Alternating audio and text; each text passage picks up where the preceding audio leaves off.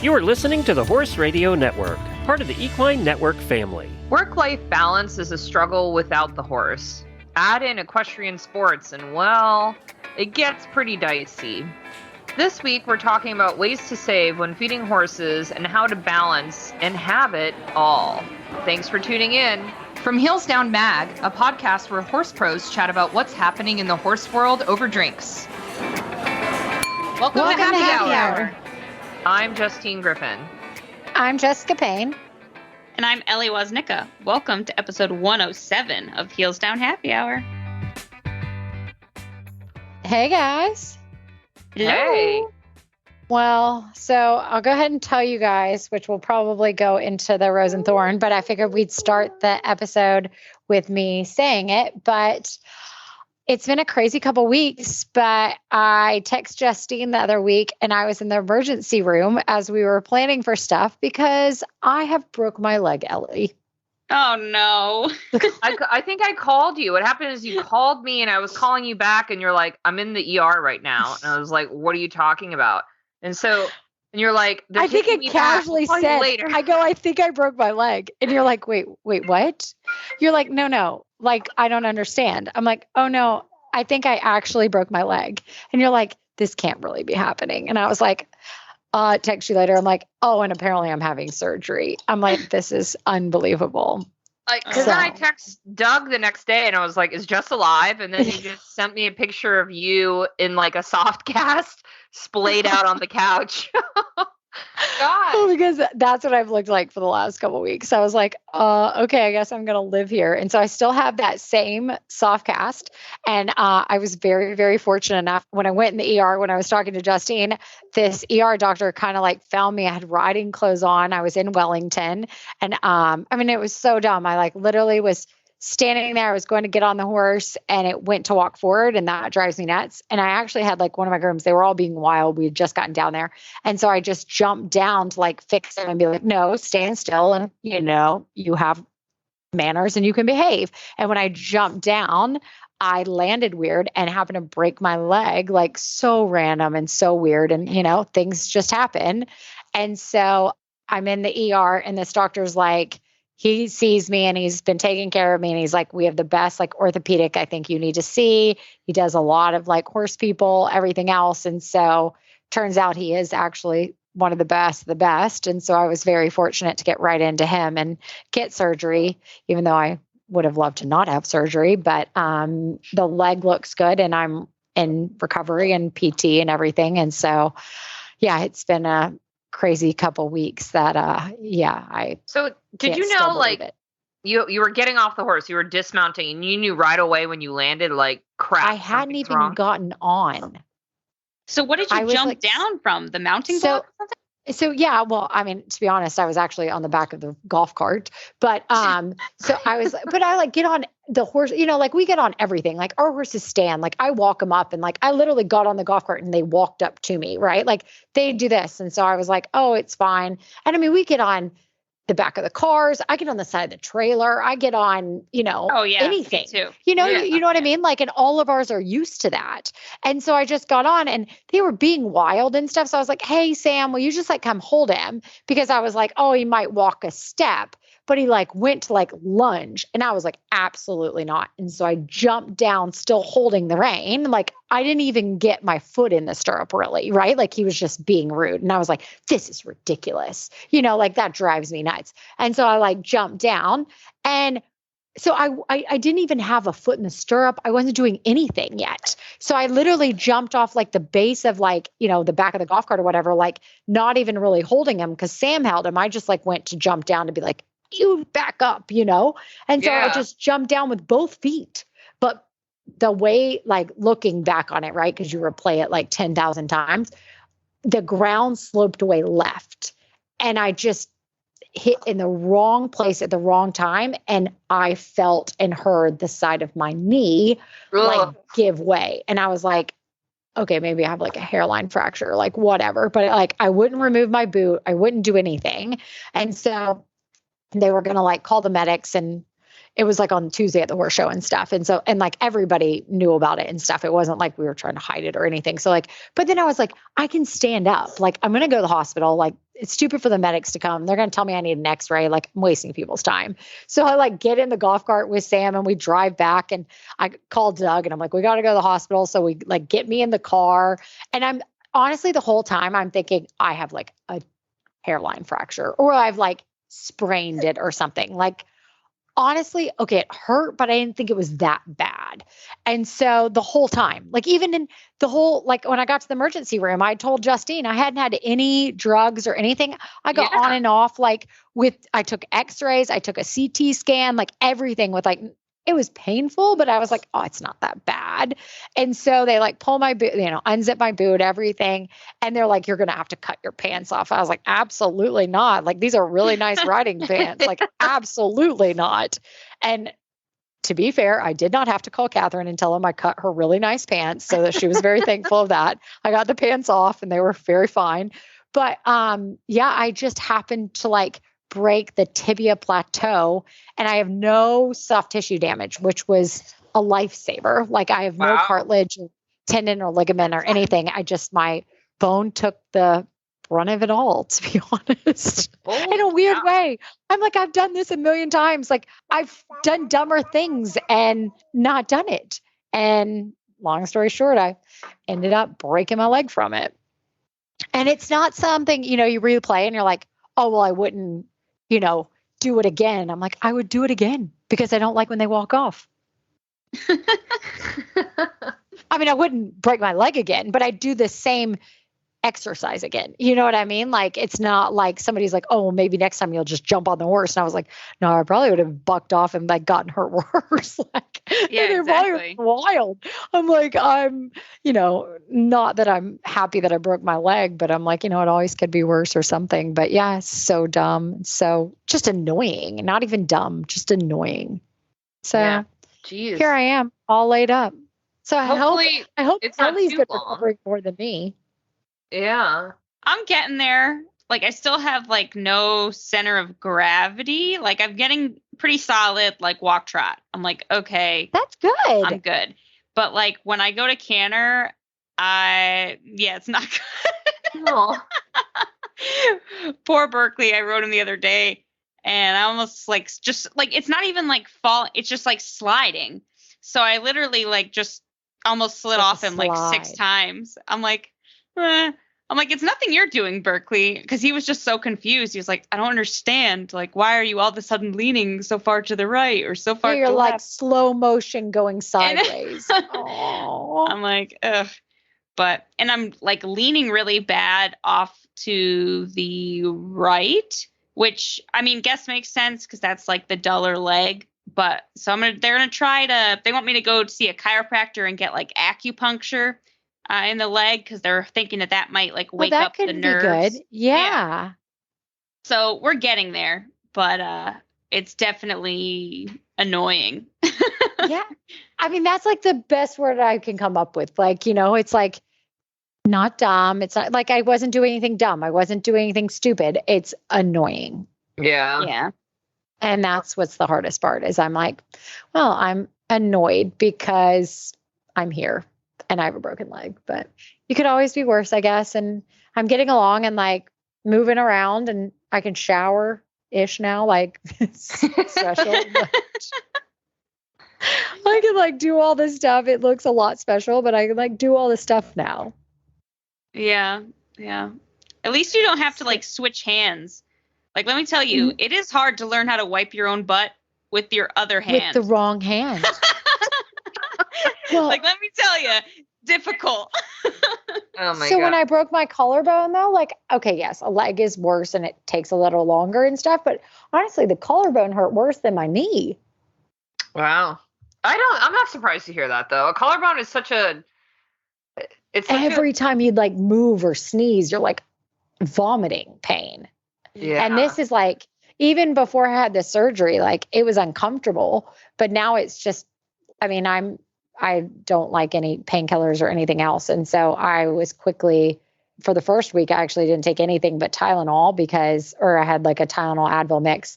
And then I took a couple days, like I can't do any hardcore painkillers and stuff like that. And so I've been on like Tylenol for like the first couple weeks. And now I'm really just like not taking anything because it's not that bad actually. I mean, that's great. Which is nice. Yeah, which is really nice because I don't really like medicine. So I'm like, I'll be fine. Doug's like, you can take an Advil. And I'm like, no, I'm okay. Oh my gosh. I don't really like take anything. And he's like, really, Jessica? I'm like, no, I'll be okay. Well, hopefully, Justine, you're not having to recover from anything. I know. I feel like hopefully you're okay. Well, yeah, but mine is so minor in comparison to both of y'all's. It seems silly. I had a horse step on my foot in while wearing a slip-on at the last horse show I was at last weekend, and now I have a big purple ugly foot, and I think I have like my toes broken. But that seems very silly in comparison. Did you lose your toenails? That's actually the worst. Not yet, but the one looks like it could be. I just am living with it like taped to the other healthier looking toes, but fingers crossed you don't lose like your big toe. That's like the worst. Yeah, I don't think my big toe seems good. It's just like the three other ones that were scrunched, and it's a big gross purple looking foot right now, but I will tell you it feels great in the riding boot because it's like nice and compressed in there. I forget it until the end of the day where I'm like, why is my foot throbbing? So I'm completely functional. So it's not at all like, it's not even worth mentioning compared to you guys, but I haven't had my foot stepped on in a long time. And I was like, damn, this is awful. Well, no, actually, maybe it's just like the threes and we're getting that 3 out for everybody else and all the listeners. Yeah, there you go. We're all set. I think it's now. like we're taking one for the team. It's all to different degrees, but yes, we're taking one for the team. There we go. All right. Well, hey guys. So this episode is brought to you by Purina. All right, Jess, since you're the one with the most recent injury, why don't you share the alcohol this time? Okay, because I mean, we've got to have one to, mellow in our pain or whatever. So this one, I saw this and I was like, this sounds so good I'm in Aiken right now recovering and everything. And to be honest, the weather's been beautiful. So I'm like starting to find like the kind of fun summery drinks. So this is like on my next to-go list or to-do list or whatever you want to call it. So if anybody's had this, let me know because I'm going to be trying this the next week or two. It's called a Rosé Mezcal Paloma, and it makes 1 glass of this. And you take 2 ounces of mezcal, 4 ounces of grapefruit soda, 1 ounce of rosé, 1 ounce of lime juice, freshly squeezed, 2 to 3 sprigs of thyme, worm salt, and grapefruit wedges. And I just think like to come into the spring with a little rosé, grapefruit, and tequila should be right up everybody's alley. Okay, so I did have to Google worm salt because I was like, sure did too. Gross. But I also see why it makes sense for a drink like this. So I think it's maybe explain to everybody so they don't have to Google it. Okay. So, think about like tequila or like mezcal. Yeah. There's generally the worm at the bottom of it. So it's actually a moth larva, says the internet. But I guess like the salt, you mix that up with like ground up rock salt and some like dried chili peppers. And that's how you get the worm salt. Yeah. And it's like spicy. Yeah. Definitely like fits for this type of drink. Just don't think about worms and you're all good. So to make this, we're going to cut a lime wedge and wet the rim of your cocktail glass. Then you're going to dip the rim in a bowl of the worm salt. And then in a shaker, you're going to put the mezcal rosé and lime juice. Shake it for 10 seconds. Pour it on the salted rim filled with ice in the cocktail glass. Then you're going to top it off with a little bit of grapefruit soda and garnish with that grapefruit wedge and a couple of the sprigs of thyme. Yeah, this sounds delicious. Yeah. Like I want to make this right now. I like it for this type of weather. I feel like it's a perfect thing to like go into like the spring kind of summer months, like start like feeling the beachy feel. And I think it's going to be, I'm definitely trying it. I will definitely report back. Absolutely. I'm not really like grapefruit soda. Like I was like, meh, but I can see how it's like probably. No, I think it will all come together. Cause I mean, you know me and like fruity drinks are not really that's always Ellie's like forte. And I feel like I could totally get behind this one. That's why I was like, I can talk about this one. It sounds like something I would drink, not like the fruity ones. You see, here I am. I'm like, I don't know if grapefruit's fruity enough. That's awesome. Yeah, exactly. All right, Jess, what do you got for news? So for news, I thought that we could just talk about how the season is finally officially kicked off for most, if not all, the disciplines. I'm super excited that, we've been down in Wellington for a bit. Ocala's picked up. You've gotten some really good results at the CDI, CSI, the CCIs for eventing are about to pick up. And I'm just really looking forward to the 2023 season. I think we're going to have a lot of good shows to follow and watch. And just wanted to kind of mention that, like, everybody kind of check in on where everything is. There's lots of live feeds for a lot of these shows. And so I don't know if there's a great place to go. But a lot of times if you just Google the shows and see, hey, look, they've got live feeds for almost all the big classes. So I will be tuning in and I hope you guys will as well. Oh yeah, definitely. Oh, yeah, I'm super excited about that. Yeah. So I'm excited. Even when we're not at the shows, we've been watching a lot of the live classes. There was a 5-star in Wellington we watched where Laura Kraut won, and it's been really fun to kind of follow a lot of it. So I'm excited for the upcoming season to follow more. What about you, Ellie?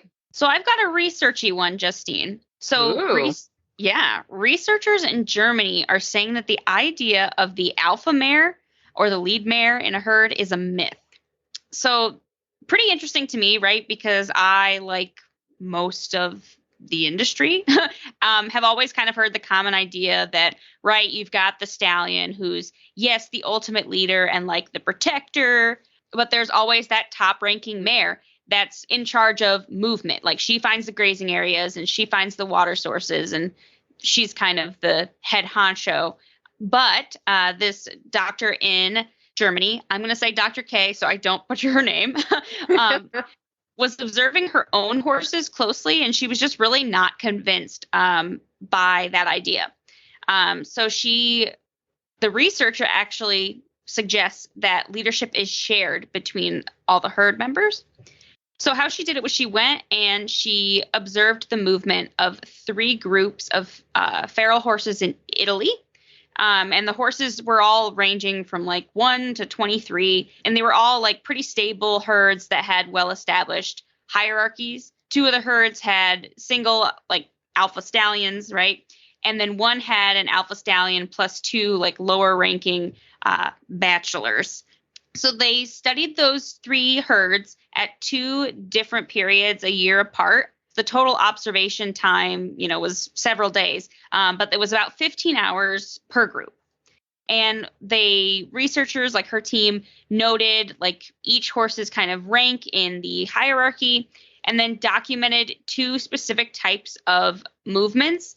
And so she separated everything into herding behavior and departure behavior. So she defined herding behavior as like when one member of the group drives another from behind. And then the departures were defined as like one leaves and others follow. So what they found is that the alpha stallions were the main contributor, I guess, of the herding behavior. So they were the ones that were going to get behind the other horses and move them. But the departure behavior was mostly mares. And it was also mares of any rank would initiate that kind of behavior. So not just one specific individual lead mare. All the mares, it just was dependent on the situation. So the overarching moral of the story, I guess, is that leadership is shared. And she kind of made a comment about the training industry and how, this idea and theme of, being the boss, being the lead mare of your horse is not necessarily the kind of leader that your horse would want to follow. Interesting. That is it's kind of cool to learn more about that, Oh, for sure. Yeah, I thought it was really cool. And I think it's definitely interesting. I don't think I've ever heard someone tell me to be like the lead mare for my horse. Right. But I've definitely always, I mean, gosh, like, I always attributed, mayor's kind of nasty behavior was like, oh, they're used to being the one in charge, which they are. They're still in charge of a lot. It's just that they actually are like sister wives in like the herd. They share their responsibilities. So what have you got, Justine? Well, so mine kind of feeds off of Jess's news. Obviously, y'all know I live in Florida, so I know when everyone is here for horse show season. And yeah, 100% Ocala is full. It's bustling. Like, you can't get into WEC anymore. Like, they are so full for the whole season. But it's awesome to see the horse park, Three Lakes, Sweet Dixie, all the various eventing venues are full, and like the show season is rocking. Like Majestic Oaks had, they do schooling shows through the week in between, their rated horse trials. And those schooling shows are huge right now because there's just so many people in town here to horse show. But I wanted to share some horse show results recently down at Terra Nova, which I know we talked about Terra Nova, the newer facility, which is north of Wellington, south of Ocala, very close to me, when we had Doug on at the last episode. But Terra Nova, they're really trying to be a major player here in Florida, and they're getting some big names coming to town. Kent Farrington was just there last week for their FEI week, and he won on a relatively new mare for him in the ring. He's only showed her a few times. And they won the FEI 2-star, which was like a 1.45 meter Grand Prix at Terra Nova, which, that's a big deal to see someone like Kent Farrington, hoof it up the road to, up to Sarasota for Terra Nova. So it's pretty awesome. I've heard the venue is beautiful. It really is. It's gorgeous. I know Lainey Ashker's spending her winter based out of there. And like, it's in a good location if you want to bus down to Wellington or if you want to bus north to Ocala. Like, I know Lainey's made it down to Wellington with some of her dressage horses, even though she's really keeping her fleet there at Terra Nova.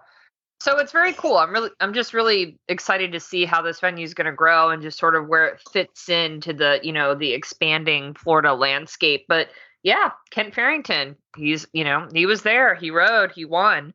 That is pretty darn cool. And I hope, Jess, it sounds like you guys might stop by in the spring when they have their next event.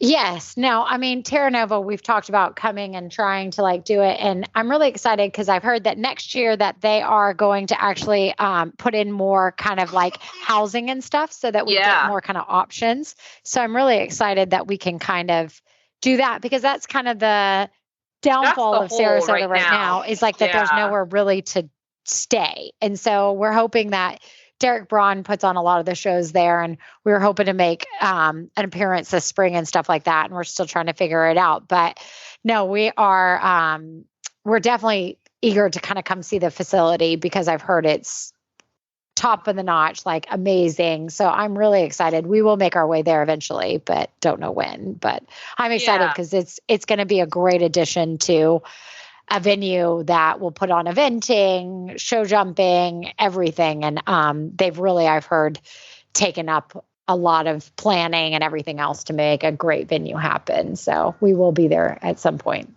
Yeah, I mean, that is definitely the big stickler right now for them is it's technically within Mayaca City, which is a very rural part of Sarasota County. And it is a hike to like the highway, the main highway.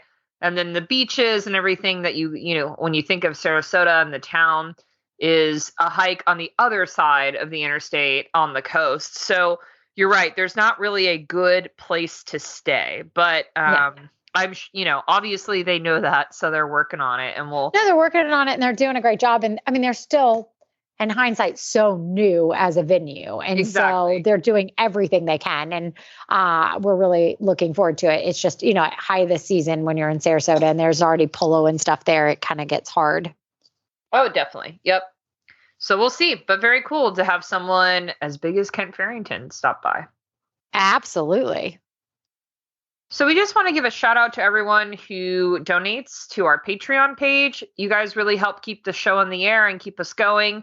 We try to keep the content we publish on Patreon exclusively for those who donate as fresh as possible.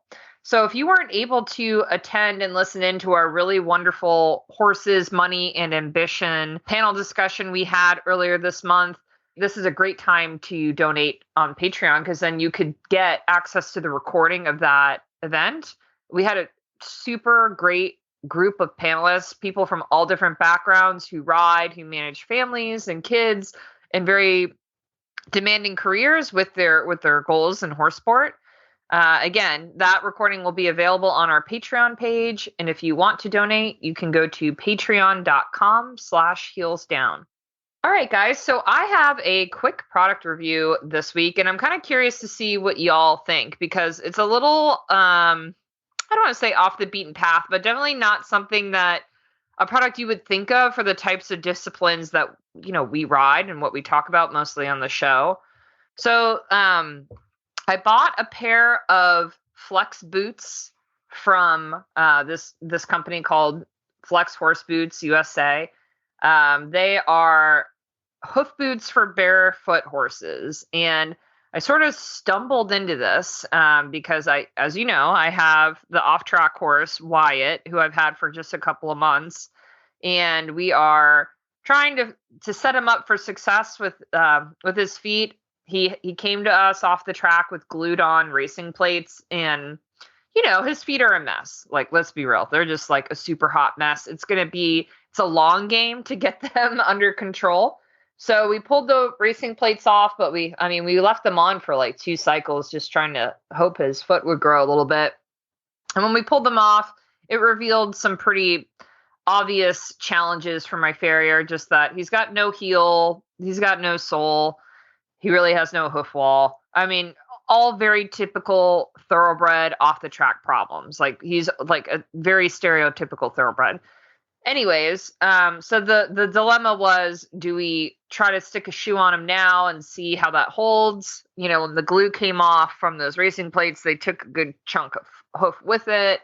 My farrier didn't think his hooves were healthy enough to hold a nail. So he just trimmed him, and we hoped for the best. But, after a couple of weeks, he became pretty ouchy, which, makes sense given the condition of his feet. So he's on a well-balanced diet. I added some supplements to kind of help with the hoof growth for now. And I'm just topically treating his feet with a couple different products. But and we're just going to try to hope that they grow out. But while he's been a little ouchy, obviously you don't want to ride a lame horse. And he's telling me he's lame with the poor condition of his feet. We were looking for alternatives. So a boarder in my barn uses these boots. She has a paint mare that she rides dressage, but she uses these boots for when she goes on trail rides, just to give her barefoot hooves a little bit more protection on uneven terrain and like going over, rocky terrain or roots, that kind of thing. So she offered them to me, and luckily they fit well enough that I could, lunge Wyatt a little bit in them and just see how they fit. And they made a huge difference in his soundness. They just clearly were enough cushion that they gave his poor feet a break, in the arena or on the grass or on the farm. So I called Lindy, who is the US rep for this company, who was super great to work with. There are many of these types of barefoot horse boots out there. So obviously Flex boots aren't the only ones. I loved talking to Lindy just because she's based here in Tampa. And so she represents all US sales and just happened to be in town. So, that was great. But, there's a little bit of a learning curve if you're interested in these boots. You have to have pretty exact measurements and measure the width and the length of the hooves in certain ways. Your rep likes to see just, like a good side and front view of the hoof on the ground, just to get a general overview of its shape. So I worked through all of those with Lindy, and she sent me a pair of boots, and they're like magic. I mean, they've solved my problem for now, right? I'm hoping one day his feet will grow out of needing the boots, but they are keeping him sound. We don't have to worry about losing shoes or pulling off a lot of that new hoof growth because of a shoe coming off. I don't think they're legal, like to show USDF or probably USCF. So when it comes time to horse show for real, I'm hoping Wyatt will likely be shod for real by then. But these are just a great resource, and I think they're well made. They're really easy to put on and off. They seem super durable. They can get wet. They're very easy to clean out with just the hose and a brush. So I really recommend them. I'm happy to shoot some video and share with you guys if you want to see them up close, but they've been a really wonderful investment so far. Yeah, my friend actually who had kind of a similar situation, she actually worked at a place in New York that bred racehorses. Mm-hmm. And when she had her kids, she, retired from there and got, a non-horsey job. And she ended up getting one of their horses that had raced, not quite as long as Wyatt, but had raced for a long time. And she had the same issues. And she's trying to do like that. I don't remember what it's called, but she's doing some big endurance race with him. Like he's becoming her great endurance horse, but same thing. And she uses these for her trail rides because she's like, to shoe him, like, I guess he just is a chronic shoe puller, and that he would just destroy his feet. I mean, when they pull it and it's not sprung already, they destroy their feet. So, and I've used stuff like it, like when a horse, like I have those, Cavallo boots for when Berkeley pulls a shoe and my farrier can't be out until like, the next day. So I can still throw him out. I just put that on. I'm like, go outside. But, I hope they work for Wyatt. I've heard really good things about them. My friend Kate, she swears by them. Yeah. I mean, I've got to say, I'm really impressed. I've never really been someone who's like got a really hard stance on the barefoot versus shod argument. I just, I'm always going to do whatever is best for the horse that I have, and what their needs are of the day. So, if he can stay barefoot, that's great. If he needs the shoes, which I think he probably will eventually, I have no problem with that. I have a farrier that I really admire and trust. And when I told him about these, he was like, "That's a great idea." For now, like for us, we're in the dry season for Florida. Like this is the do or die time to really try to help him grow his feet before it's so wet, and I don't want his foot to essentially crumble away by pulling shoes all summer long when it's real wet. So for now, they're great. I wouldn't call them super pricey, but they are an investment. And I was concerned about that. Like, oh man, I don't want to spend money on these boots and then like use them for a week and that's it. But I'm just really impressed with how durable they are. I think I'll have them forever. However long Wyatt needs them or however long I ride in them. But I've jumped him. I've taken dressage lessons in the arena. We've gone down the trail in them. He's crossed a river in them. I mean, they're super durable. I couldn't be more pleased.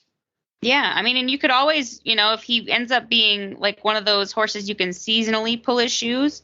Yeah. Like a lot of people up here, right, do it in the winter. But like a lot of people use these types of things for that exact purpose, is that so they can pull the shoes when they don't need them and let the foot grow and then still protect the foot. That makes sense. I mean, and they sell all these accessories, like you can add pads to the, inside of the bottom of the boot.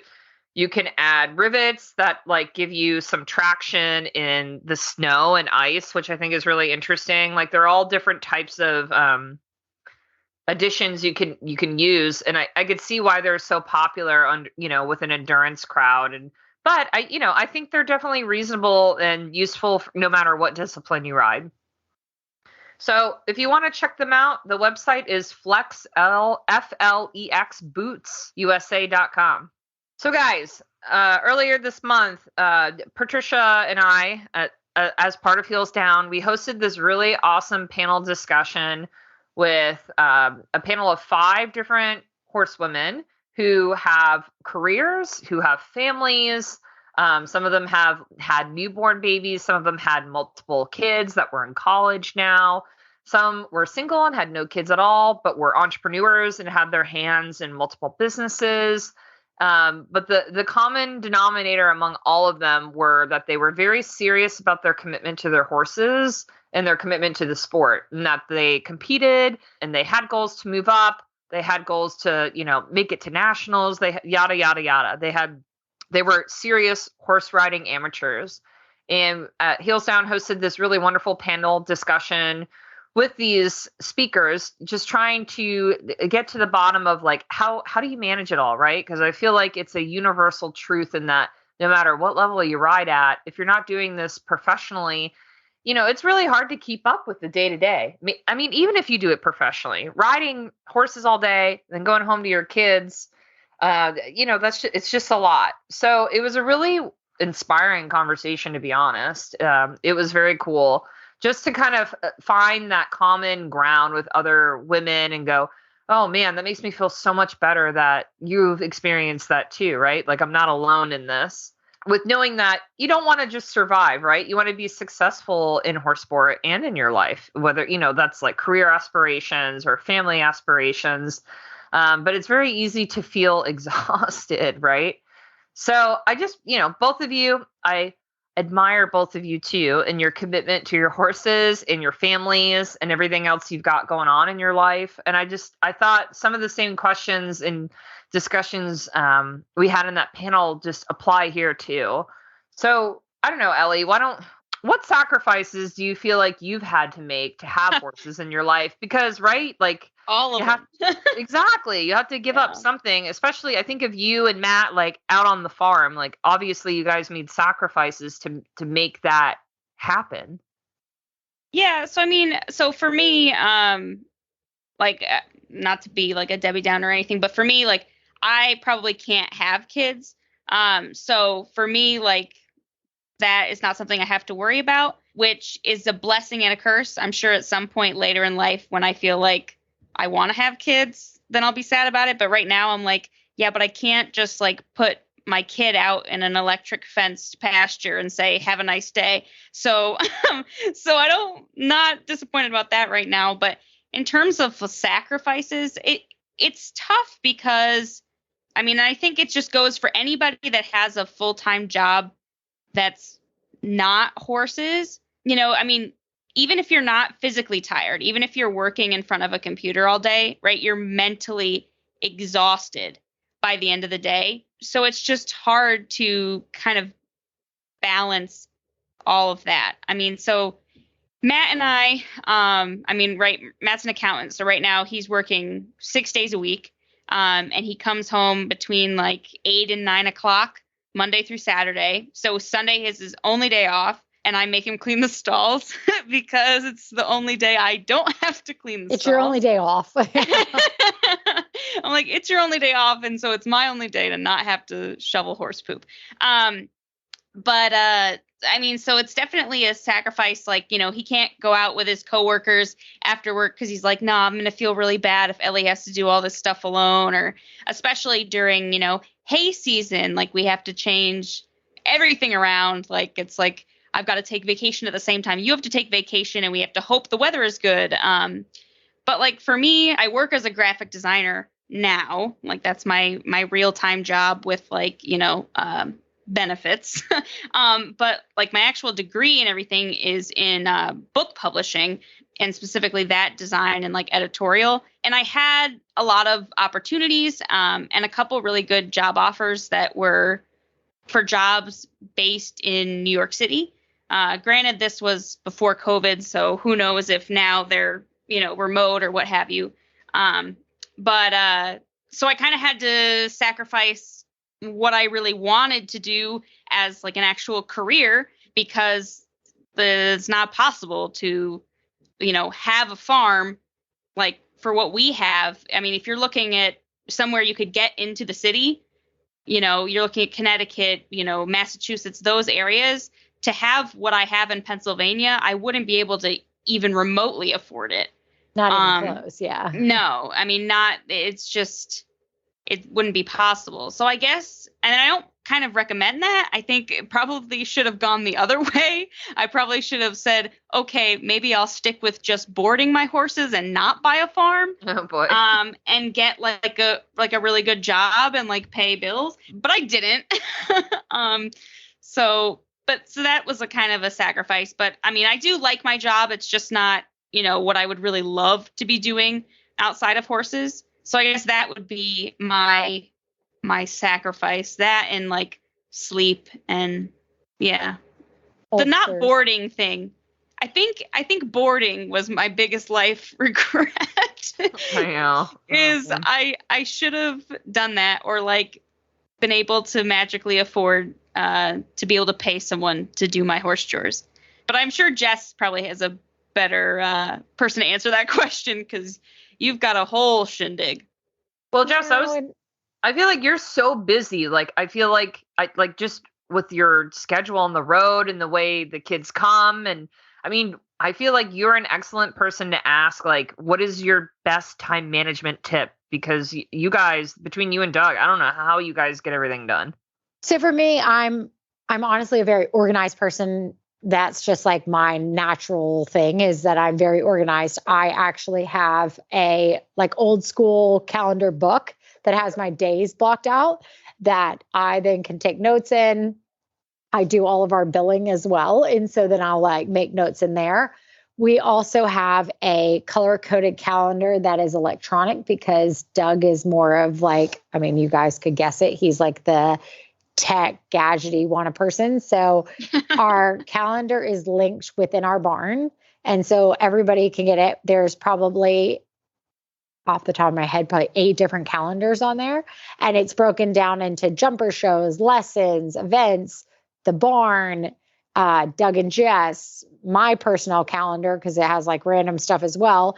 And it's blocked in and you can see it. And we have access that certain calendars are linked with the girls and certain calendars are linked with just Doug and I. And we can see that. And every day is like, very kind of structured. We get up and the kids are very good. They don't go to school right now. And so the nanny comes and helps them. And so we have a huge team, but I think the best time management is like breaking it down and doing little bits of a day. If you wanted to like get 20 things accomplished in a day, I'd write a list that says, this week, before I go here, I need to do X, Y, and Z. And it might have 20 or 40 things on it. But I know realistically, I cannot do 20 to 40 things. So I write like the top 3 things that have to get done that Monday. And I do it per week. And so I kind of manage everything and all of my stuff is organized. It's all in one place. But don't think you have to do it all. Do little bits at a time. And that has been the best thing for me, especially management, is not expecting yourself to do 20 things on the list. Be happy if you get 3 or 4 things done and do it kind of in a system that you can then say, I want to do a couple more if you get to it, or be happy with it 3 to 4. I feel like that's the way how I have to like get improvements done around the farm. It's like, oh, for sure. Oh, yeah. Let's start by kind of doing the fence on this one pasture. Because, well, you get defeated too. What I found is like, I used to think I was like Wonder Woman, that I could do it all, right? And I'd be like, I can get all 20 of those 3 things done. And I'd be like, so defeated that I got 15 of them done. And I was like, looking back, I'm like, how did I get 15 of them done? Like, that's a miracle. And so if you start biting off smaller bits, you don't get discouraged, because like then I'd be discouraged for like a couple days and then it'd get me back in the groove of like having to get back at it. So then if I just do 3 to 5 every day, by the time 4 days happened, I actually got it done faster than, being discouraged and like getting down on myself and being like, oh, I only got 1 or 2 done the next couple days. So like putting yourself realistic goals and like doing small bits has been the best thing for me. Yeah. By time management. That makes sense to me. I mean, but you're right in that it is so easy to feel overwhelmed or even guilty. So that's a question I have for both of you too. How do you not feel guilty about like not making it to the barn after like just a hellish day, or at the end of the day we're like, God, like I needed to make time to ride my horse, but just life got in the way. Like I struggle with that. I feel guilty and then I feel anxious until the next day when I can get to the barn. How do you guys handle it? For me, that happens, right? I've got 2 kids, they're running around, the nanny couldn't do it. And realistically, I was going to ride 3 and then the morning got in and, it all doesn't happen. And I just have to like take a step back and say, look, like I had to do the priority of what happened today. And I got through that and I need to be happy with that and know that the horses don't need to be ridden. I mean, we talked about this, like being okay with taking a winter break. The horses don't have to be ridden 7 days a week. Absolutely not. They'll be totally fine. But knowing like, okay, yeah, I really wanted to get on that young horse, like, that now Doug will be breaking because of my broken leg to finish off.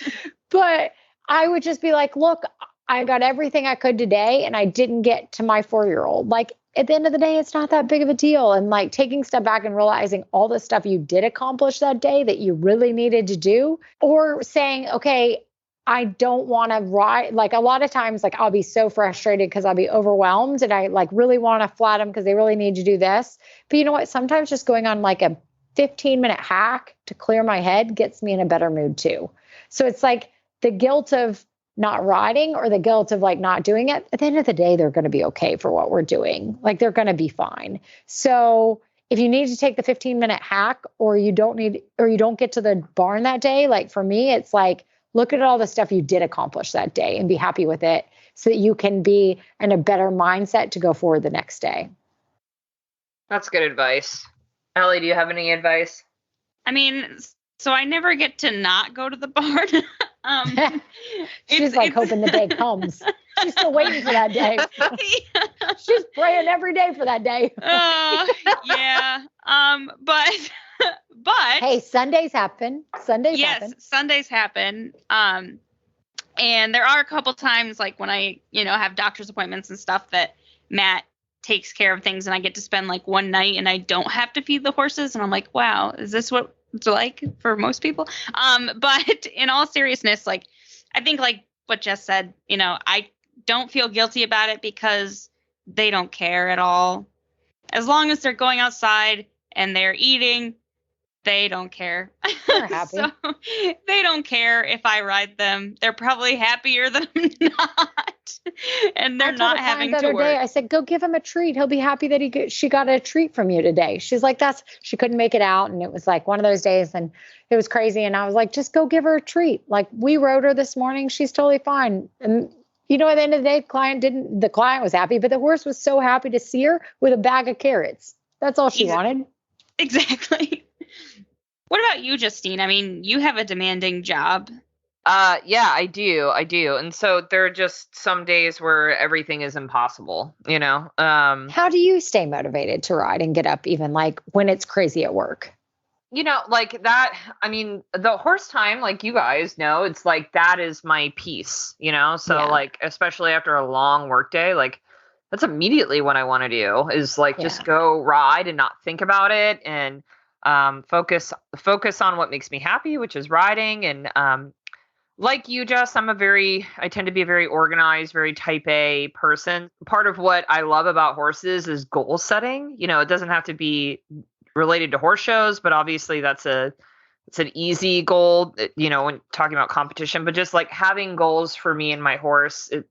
So I always feel like I have something to work on. Like, what's the next piece of that puzzle? What's the next chapter? Whether we're learning something new or trying to move up or trying to improve on something. So that's generally the motivation for me to keep going. I'm someone who definitely experiences FOMO. Like, and I'll tell you, this last year with Mikey being out, like, it has been really hard for me to be like, my goal is just to like get my damn horse sound.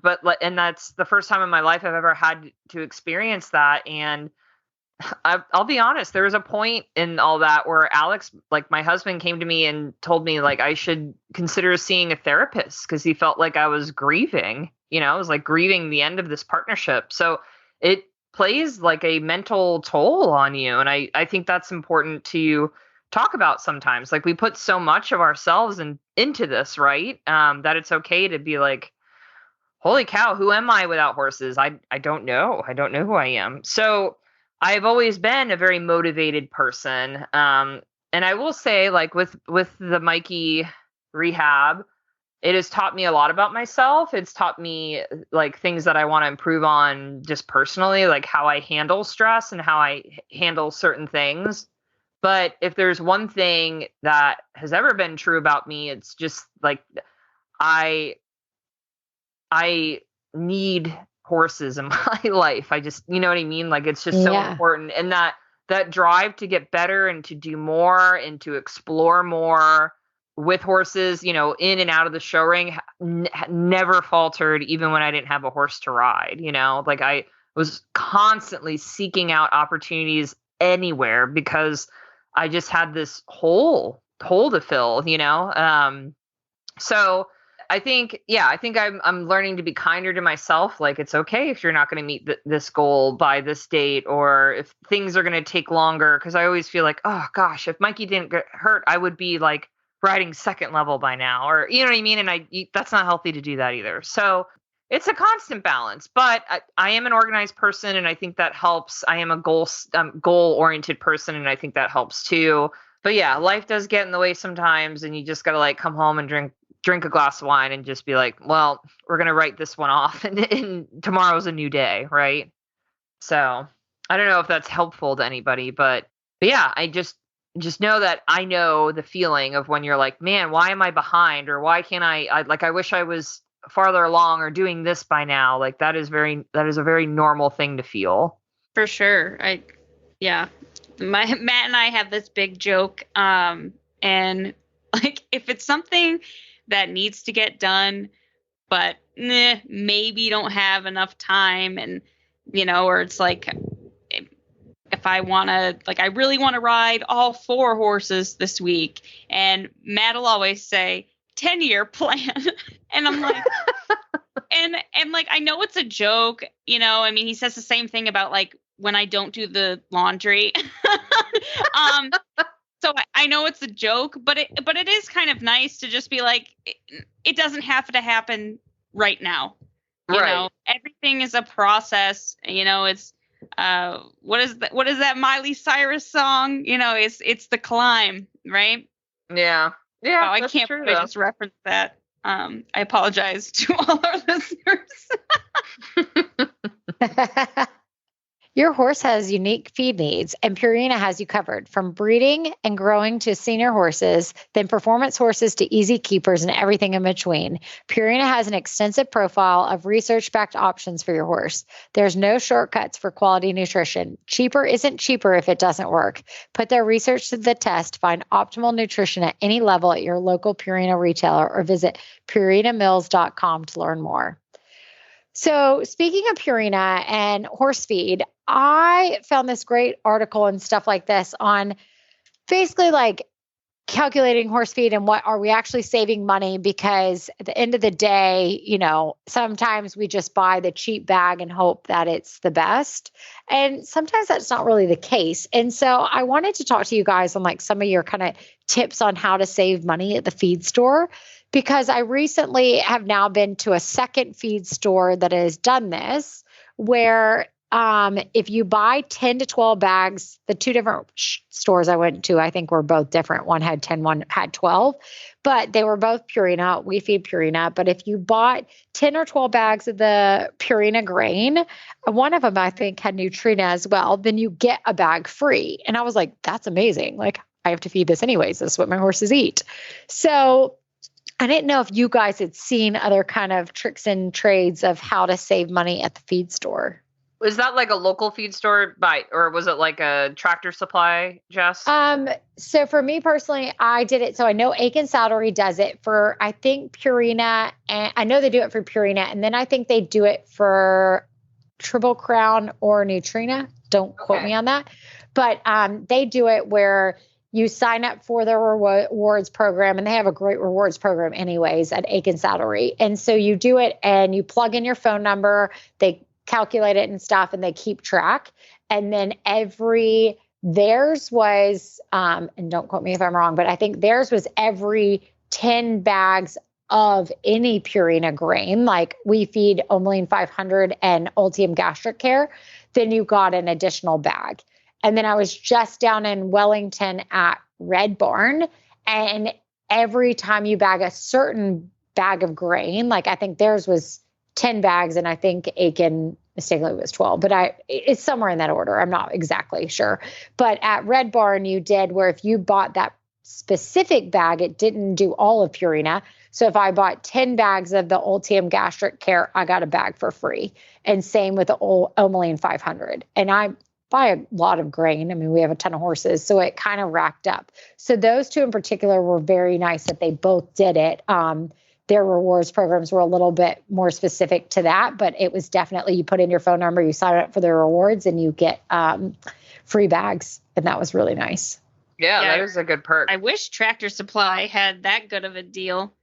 They make it like, oh, if you buy 20 bags, you can get 5% off. I'm like, oh, you know, this was a whole bag free. Thanks. Yeah, and it varied, you know, like their terms and stuff, but it was still a whole bag of grain free, and it was really nice. Yeah, I mean, with the cost of grain right now, that goes a long way. Yeah, I was like, great. God. I looked at something. So I have an Excel spreadsheet, okay, that is like the cost that it keeps, like basically what it cost me for every horse. And sometimes I have to relook at it to be like, look, see, I'm saving money, not boarding. But I looked at it the other day. The other one. Yeah. But so I looked at this the other day. The grain I feed, so I feed Nutrina Safe Choice Senior.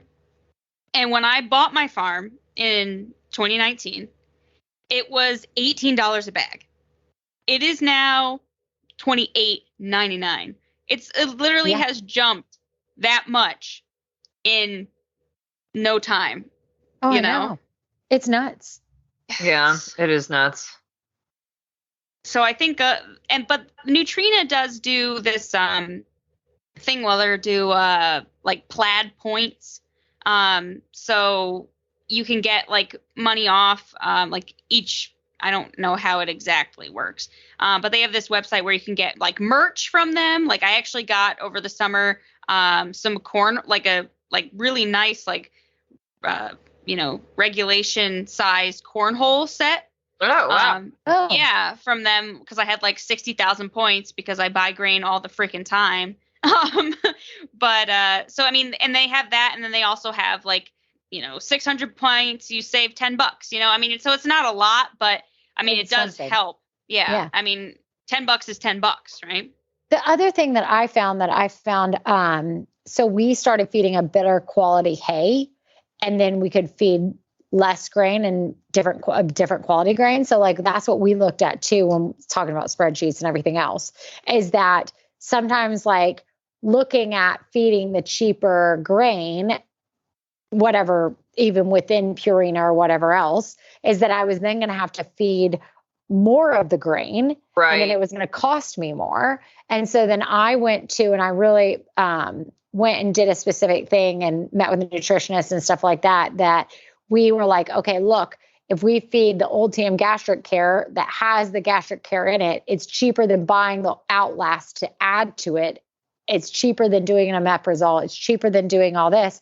So all of that supplement was in the grain, and it was cheaper if I just did that as a bigger way. And so we actually feed kind of like a higher quality grain, so I can feed less of it with a higher quality hay that then maybe, the bag price is a tiny bit more specific, but you're buying less bags. Yeah. But I'm buying a whole lot less bags because I'm feeding a whole lot less, which if I'm feeding a whole lot less, it's better for their stomach. And so it kind of was this whole trickle effect of like, let's break it down and make sure that is what's actually going to happen. Right. And I think that's a really good point, because I see that among friends, as someone who, owns 2 horses. So I'm only feeding 2. I don't need to buy 10 bags at a time. Right. Nor do I have like any way to store that.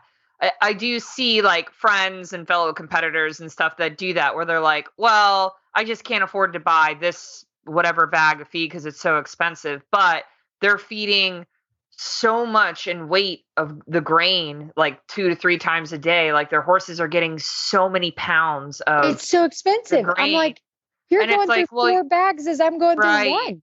Exactly. You're going through, and then you have to supplement for what that maybe lesser, the cheaper price tag bag of feed just doesn't have, right? Like the Outlast is a great example. So then you're supplementing on top of your feed, where if you just bought the higher quality grain, you wouldn't have to feed so much of it. It would already have the nutrients you're looking for, so you don't have to buy so many supplements to add. We don't buy many supplements, to be honest. Like our horses are not on a lot of supplements. Like we don't have to supplement them. who feed like 10 different supplements. And it's just like, if you're feeding a complete feed, your horse should be getting nearly all the nutrients they're supposed to be getting. We have clients that come in with like buckets full, and I'm like, okay, we're getting rid of that supplement, like, and we just like wean them off, and I'm like, none of ours are on any of that. Like, and they're like running twice as hard. Is like people go, like new people come to the barn, or and there are plenty of amateurs who are in programs where their trainers make a lot of the feeding decisions for them, and I don't think there's anything wrong with that. I'm just the helicopter hovering parent that needs to know everything. And I think it's just important as a horse person to know what your horse is eating, of course. But so many people just go, what do you mean weight? I don't know how many pounds my horse eats. I just know they get the usual scoop, and it's like 1.5 scoops twice a day. And okay, there's nothing wrong with that. But I feel like if you want to know more, I think this is a good thing for you to understand how many pounds of hay and grain your horses get, and how does that convert from your scoop, right? Because a scoop of something like Purina Senior or Triple Crown Senior, which is more beet pulp based, and so it's a little bit lighter and airier, is going to be a lot less dense than, say, like Purina Ultium, which is like strictly a pellet, where it's a little bit heavier of a, you know what I mean? And that makes a big difference in terms of how many pounds of feed your horse is getting. Because if you're eating the Senior, you're probably going to eat a little bit more of that than you would a more dense pelleted feed. And I think that really plays a role, because we've shared stories recently in the Spark about how most people feed less concentrated feeds, like they're not feeding to the level that's recommended on the bags and how many pounds. And I think that is just because people don't take the time to convert what they're feeding to pounds, which, if your horse is losing condition, or especially when they're working and you're trying to keep them fit, like calories are important. And so I get my hay tested, and in Florida, it could be really hard to find, to get the same quality of hay all the time. And, we buy from the same dealer guy, but he buys from different farmers depending on drought in certain regions and different farms and what are the best deals. So sometimes it's an orchard alfalfa mix. Sometimes it's a Timothy alfalfa mix. Sometimes it comes from the Midwest. Sometimes it comes from out west. Sometimes it comes from Canada. Those are all very different growing situations. That's very different grass needs, first cut to second cut to third cut. Like the sugar levels are very different. So I test my hay, so I know what my horse is getting. But I do feel like feeding a high quality forage is probably the number one thing that I think has helped someone who owns thoroughbreds. That is the number one important thing over my grain. I think that the higher quality forage is really important. And if you're in a place like me where it's hard to get consistent forage, you could always switch to pellets or add, pelleted forage like alfalfa pellets, Timothy pellets, to just add in that protein or whatever you feel like is missing in your routine. And I do feel like that's something that tends to be like price wise stay the same. Like I don't feel like that's jumped in price like how we've seen grain prices go up so high. Right. Yeah. I mean, it's gone up a little bit with diesel, but that is to be expected, right? Because in order to make hay, you need a tractor and all that jazz. Yeah. Sure. Yeah, I think people really don't take enough of that into consideration. Like, I've got 3 horses in the barn that literally only get a handful of feed just so they don't get angry that everyone else is eating grain because of our hay. And like the senior retirement boarder that I have here, right, he's mid to late 20s, and he came here and he was on 4 pounds a day. So 2 pounds in the morning, 2 pounds at night of a like heavy senior feed. And then in addition to like a hay extender pellet. And now that he's on like better quality hay, and we just have a mixed like orchard grass. I mean, we do our own hay, right? But now that he's on better hay, he literally eats 1 pound twice a day. And that's it. So it makes a big difference. It all comes around. Absolutely. Right.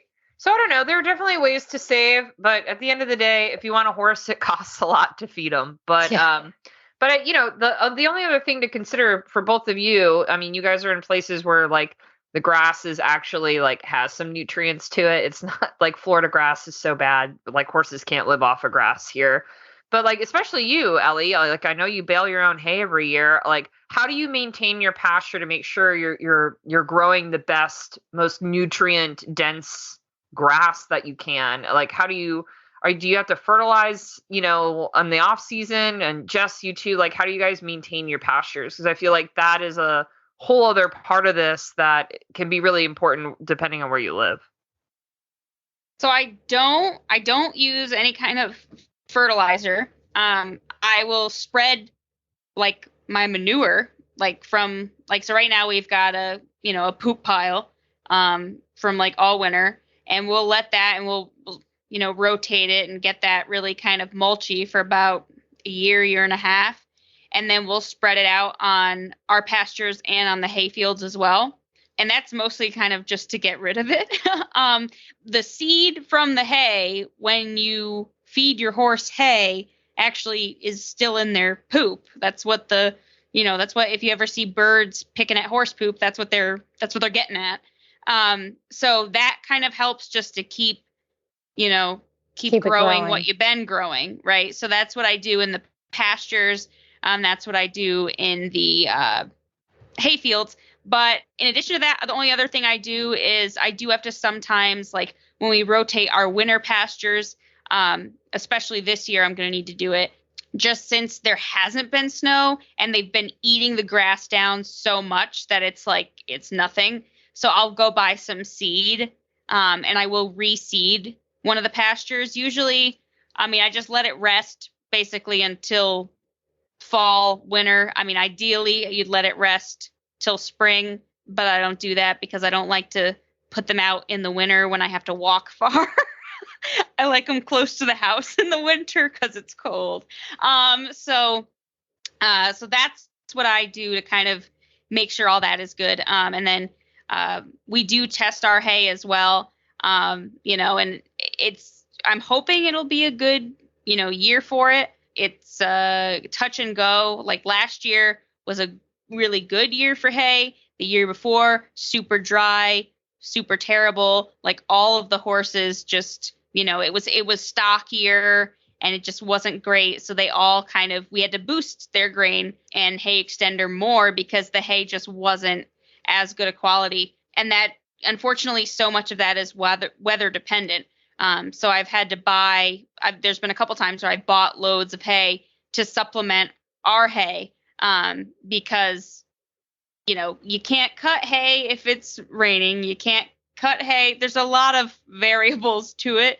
So we're lucky that we got good this year, and we try to get way more than we need. So the ballpark estimate, right, for like a small square bale, so let's say a 50-pound square bale, right? If you're talking just general kind of bare minimum bones of it, a standard like 1,000-pound horse would be eating, 4 bales, maybe 3 bales a day, right? And so we do pretty small bales too. So usually it's 4 bales a day. But so when we do that, right, so we've got 7 horses on the property. So if you did the math, I'm not going to do it because my brain. But we always try to get we fill our hay barn to the max. So that way we can keep, especially when it's a good year, we try to fill it as much as we can to kind of weight us over.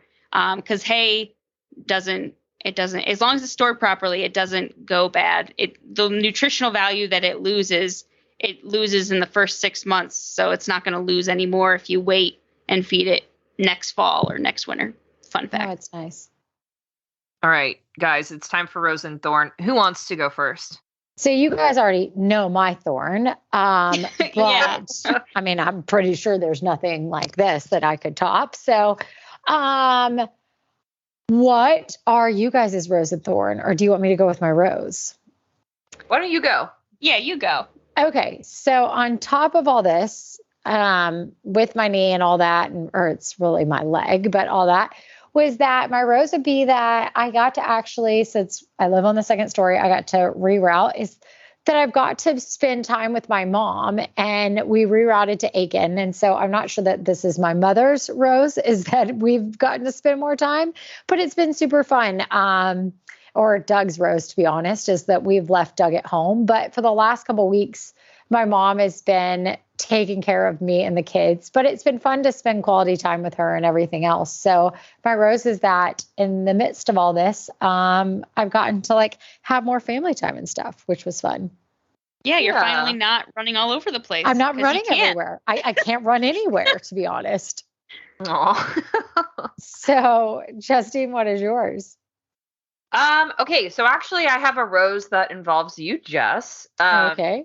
There's a new boarder. Well, okay, so the dressage barn where Mikey lives, Wyatt lives in the field across the street that I just rent with a friend. But the dressage trainer has quite a few seasonal boarders who come down for the winter, for the show season, and just for training when the weather is good. And one of them is, I met her last year, but this has been like my first full winter with her. And she knows you, Jess. She's been telling me stories of I'm scared. When you were in college, you and Jimmy, Michelle Parkinson, she lives in Alabama. Yeah. Yes. She's like, I remember Jess and Jimmy when they were at Auburn, blah, blah, blah. She's been gosh. Well, you have to say hi. She's so sweet. She is. She's wonderful. She's a wonderful human. So she's in town. She stays for a couple months. Fun. She lives in her trailer, like her horse trailer, at the dressage barn. So I just see her every day, and I just really got along with her really quickly. She is like such an amazing friends. human. Oh, that's so fun. I know. So I was telling her, I was like, oh yeah, I have a call with Jess tonight. And she's like, better tell her I said hi. I tell her I said hi, and I miss her because she's so sweet. She's like, I still can't believe Jess has kids. I know. Everybody from like my other life is like, you're a mom. Yeah. You have a husband. You take care of them. We were putting Wyatt and a couple of young horses through a jump chute we put together, and she was telling us like, oh, I remember when Jimmy brought Bellamy, her old 5-star horse. Yep, straight to Michelle's place in Alabama. Yeah. She's like, the first day we turned him out, he just jumped out of the pasture. Yeah, he was a monster. Yeah, 100%. She has all these fun stories about you guys, but she's been just a fast friend. She's so very amazing. Sweet. And she like Mikey. So my Rose is Michelle, but also Mikey had a really excellent ultrasound on Friday. That's awesome. Yeah, and the vet said like, this is it. It's not going to look better than this. Like we've reached the point of healing. So so that's great, but it's we're still in a vulnerable time, and it's still very slow to introduce turnout and getting him slowly like building strength under saddle to support that leg and new fibers and all that. But the first day I finally got to turn the poor guy back outside, Michelle was there, and I was like so nervous, and she just came out of her horse trailer with like a couple of beers, and she's like, oh, yeah. You need this. You're going to need this to watch this. And she's just like super nice, and I've just been grateful to get to know her. So she's my Rose. Let's see. My thorn beyond, my broken foot from my horse stepping on it is that happened. I took Wyatt out to his first horse trial, not ridden, just to like hang out tied to the trailer all day, see the sights, and he did really good. So, but the end of the day, he scrambled across my foot, and now I'm limping around. But I'm still riding. I'm still getting around. So, I guess at least he doesn't have shoes. Yeah, exactly. Right. So, but holy moly, you forget what that's like, because you're around him all the time. So you're like, there's no way. And then something dumb happens, and I'm like, wow, that really does hurt. So, but I guess I haven't shared this on the actual podcast. I shared it with our Patreon subscribers first, but Wyatt is officially accepted for the Thoroughbred Makeover this year. So that's amazing. I know. So fingers crossed we make it. A lot can happen between now and October, but he's off to a good start. And we'll see how it goes. I'm excited. You should be. That is really exciting. talk about goal oriented, So I'm sure Right. you guys will get regular thoroughbred updates in the podcasts to come. But what do you have, Ellie? I'm not going to share a thorn this week because I'm on new antidepressants and I feel great. No, I'm just kidding. Not about the antidepressants, but because I have 2 roses. Okay. Okay. So the first rose is kind of just a funny rose. So obviously it was like Valentine's Day or whatever, right? And I tell Matt like I don't want anything, but like I do want chocolate because I really like chocolate. That's not like a Valentine's Day thing. That's just like anytime you're at the grocery store, if you don't get me chocolate, Right. You're gonna, yeah. you'll be shunned. Yeah. But I was like, man, what am I gonna get Matt for Valentine's Day? So I got him a pedicure, and he's never. Did he like it? He did. Yeah. He was really embarrassed at first. He was like, man, I don't want anyone to have to scrub my feet. They're so off. Oh my God. And I was like, no, like it's okay. Like, I mean, you're paying for a service and they'll charge us extra if they're terrible, I think you're really going to like it. And like, so it was like a massage chair, right? The whole 9 yards. He was like, I want to get one of these for the house. Aww. You've turned him. Yeah. I'm like, oh God, now I sure hope he's not expecting this all the time. I was like, yeah, Matt, this will be a yearly thing. But I did make him get his toes painted because I thought he needed to have the full experience. What color did you make him get? Oh, I let him pick his color. He picked what color did he pick? This like nasty neon green. Oh my God. Oh my God. Which so I hope none of his coworkers listen to this because I know I know he told his coworkers that he got a pedicure, and like they exfoliated his legs and stuff, and he was like, "That was really nice." And they did the hot rocks. Like I paid for like the highest one, right? So, but I don't think he told them that he got his toes painted. But probably not. I don't know. And then of course he tries to be realistic about it. He goes, I think this will be really interesting because with the nail polish, I can see how fast my toenails grow. I'm like, oh my gosh. Oh my okay. gosh. Thank you. I'm like, all right. Maybe. Thanks. But my other rose is that Batman got to elope. That's amazing. And I didn't die. Good. So, I mean, partially always because, a good day. Yeah, I mean, a saddle horn I've never been more grateful for. I bought like one of those like pommel straps for my my Devaku for Berkeley. So I have like an English saddle horn. But yeah, I mean, I'm so excited, and literally I wish I could describe how confused he was when I actually smooched to him. Like I had to kick him. He was like, wait, am I actually like allowed to do this? And I was like, yes, go. And he was like, really?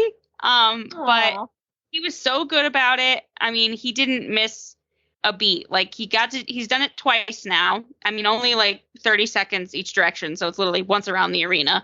But he like the second time I was riding him one-handed. He was in the bridle. He was just like, yes, ma'am, let's do this. So I'm really hopeful that we can start getting the pasture bigger and get him back to life outside. So, I mean, granted, I'm super excited to like feel that horse lope under me because I never thought I would again. So it's just super fantastic. But I know all he really wants to do is go outside and run and buck and fart.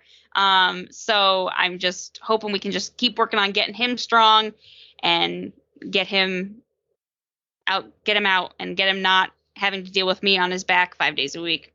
Aw. All right, guys. So we have a question from Alex, who we had on the podcast in December. Poor Alex. So after he was on the show with us, he actually had a fall, and has been, rehabbing his own injury. But he has a question. He wants to know if we have any advice on how to overcome fear after falling off. So he started back riding 3 weeks ago, and he's doing like riding school style lunge lessons. And the thought was to focus on his seat and balance. And in some ways he says that helped him, but in others he still has a fear of doing something more, like progressing to do more while riding. and he's struggling a bit with thoughts of falling off and being a poor rider. Well, first off, Alex, I feel like that's totally normal after a fall, so hang in there. But he's asking if we have any advice on how to overcome these fears. You know, he wants to get back to a competitive standpoint with his mare, and he has some endurance races already lined up for the spring. So I don't know.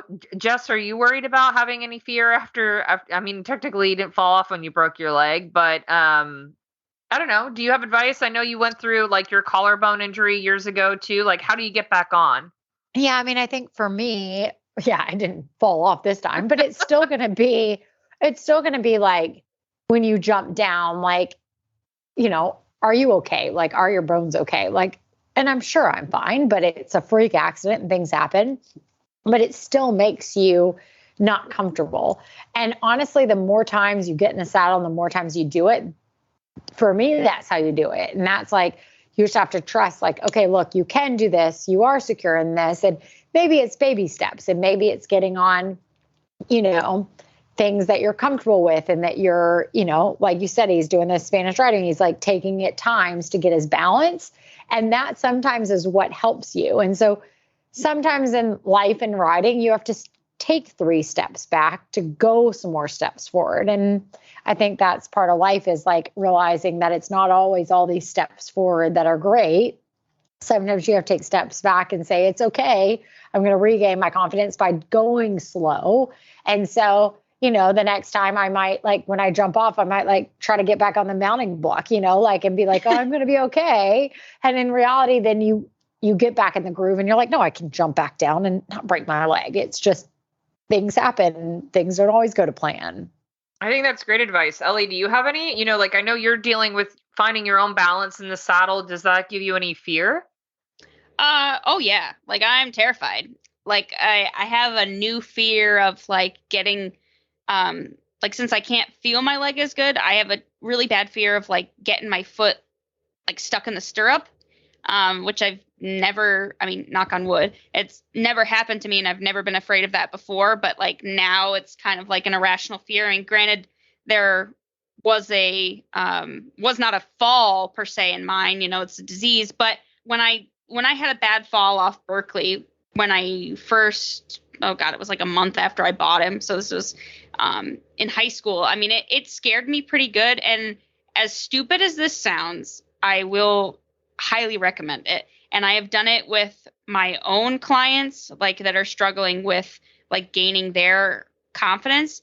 So it's kind of like what, you know, Alex has been doing with the lunge style lessons. So yes, someone will put your horse on a lunge line. Someone will have a hold of your horse, and it doesn't even have to be on a lunge line. It could just be, you know, they're hand walking them. And I have made Matt do this for me as well as in my recovery right now. And it sounds stupid, and it sounds like something you do with like a little kid for fun, but it works a lot. So just sitting on a horse, bareback if possible, and not holding on, having your arms out to the side and closing your eyes. Obviously you can't do that with like every horse, but doing that and like having someone hold it so you don't have to worry, you know, you're like, nothing is going to happen. Like someone has control of this horse, and then just like feeling the movement beneath you. I mean, I'm not there yet, but like when I was doing this in high school, right, I got back up to the point where my sister was lunging me at a canter, and I'm closing my eyes and have my arms out to the side, and I was just able to regain my balance and my confidence. Obviously that took, you know, a while, and it didn't happen every time I rode a horse. I wouldn't do it. You know what I mean? But just like having a chance to just feel that movement beneath you again and like get back in the groove. I feel like after we take a fall that like sets us back where we haven't been in the saddle, I think there's a muscle memory lapse where you have to like kind of remind your body how to do it. And I think that really helps a lot, taking away, you know, your eyes and your reins, so you have nothing to hold on to other than like relying on your seat and your balance. It's scary at first, but I think it's really helpful, and it definitely helps me a lot with my confidence. And yeah, I think that's really great advice. Yeah, I was like, I really like that because I think at Yeah. the end of the day, that really helps. Like you said, just the muscle memory and the confidence that you can visualize it and feel it without panicking about the reins and holding on and all the rest. Right. And I think really it's baby steps, Alex. Like there's no rush. I mean, even if it changes, your competition plans for the spring, like you really don't want to put that pressure on your horse. They know, you know what I mean? They know you.